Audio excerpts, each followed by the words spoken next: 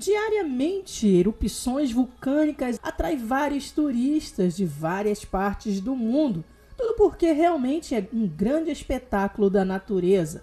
Lava, fogo, fumaça, tudo novo atrai a atenção e a curiosidade de muita gente. O que muitos não sabem é que esses gigantes adormecidos escondem histórias assustadoras. E por trás dessas belezas naturais, dessa erupção que aparentemente, em alguns casos, é inofensiva, existem aí perigos terríveis para a humanidade. Nesse vídeo de hoje, eu vou estar falando para vocês do pior ano que já existiu no mundo, tudo decorrente à erupção de um vulcão. Vem comigo, fica até o final desse vídeo e você vai entender muito bem essa história. Olá pessoal, eu sou a KiaoTube e vamos a mais um vídeo informativo aqui no canal.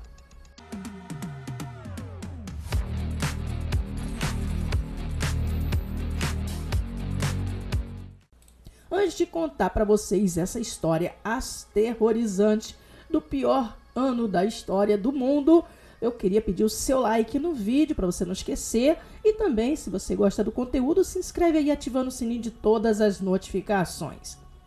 A humanidade já enfrentou inúmeras adversidades desde o seu nascimento, passando por eras de escassez, doenças quase incuráveis, guerras intermináveis e outras situações terríveis. Entretanto, segundo o historiador da Universidade de Harvard, o Michael McCormick, nada se compara ao pior ano da história. Ele se refere a 536 depois de Cristo. Os registros de desastres históricos nesse período foram tantos que Michael dedicou toda uma pesquisa ao temido ano de 536. Com a ajuda de outros cientistas em áreas diversas, como historiadores e vulcanologistas, descobriu-se que na época houve uma erupção de um vulcão que causou uma catástrofe global, tratando-se da maior dos últimos 1500 anos. O responsável pela ação diverge um pouco. Muitos apontam que foi um vulcão na Islândia, mas também outros indicam que pode ter sido o Krakatoa na Ásia. Segundo especialistas no tema, o tamanho da erupção equivaleu a nada menos que 2 bilhões de bombas nucleares como as que atingiram Hiroshima e Nagasaki. Após esse desastre natural, o mundo mergulhou literalmente na escuridão. Segundo estimativas, o vulcão criou uma fonte de magma, cinzas e poeira de 48 km de altura, que viajou por 1.600 km do local da erupção. A partir disso, elas começaram a cair em grande quantidade, sendo tão espessas que bloquearam totalmente a luz do Sol. Com isso, a nuvem de cinzas preencheu os céus da Ásia, do Oriente Médio e da Europa durante cerca de 18 meses. Todo esse efeito se assemelhou a um inverno nuclear que, na época, foi descrito como uma luz do Sol sem brilho, semelhante à Lua, por mais de um ano. O bloqueio causou a queda das temperaturas, uma dificuldade da evaporação das águas do mar, tornando a atmosfera mais seca. Com isso, as chuvas não caíam mais, o que dificultou e muito o processo de plantio das populações. O verão seguinte, portanto, foi o mais frio em um período de 2.300 anos, chegando a nevar na China.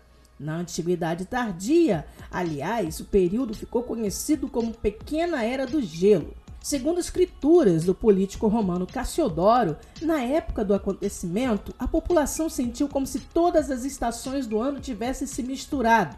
Ainda durante o inverno vulcânico, as pessoas não se viam livres da morte presente na fome, na peste e nas guerras. Mesmo após o término do período, a humanidade ainda não estava livre. A década após a erupção continuou sendo a mais fria dos últimos 2.000 anos, fazendo com que as plantações fracassassem na China, na Irlanda, na Mesopotâmia e na Escandinávia.